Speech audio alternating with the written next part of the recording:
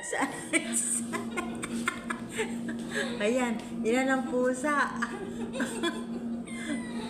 Ito yung salarin ng damit ko. Kasi Pinapaliguan mo ba yan? Oo. Pusa. Ito din ang pinapaliguan ko. Tumatalon-talon doon sa mga tao sa loob.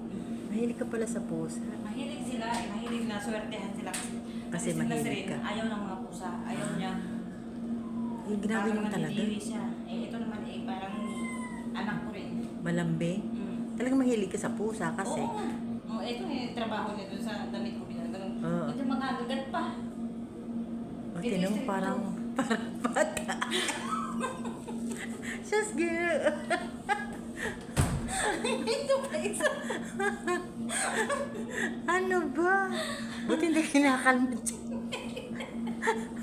Ito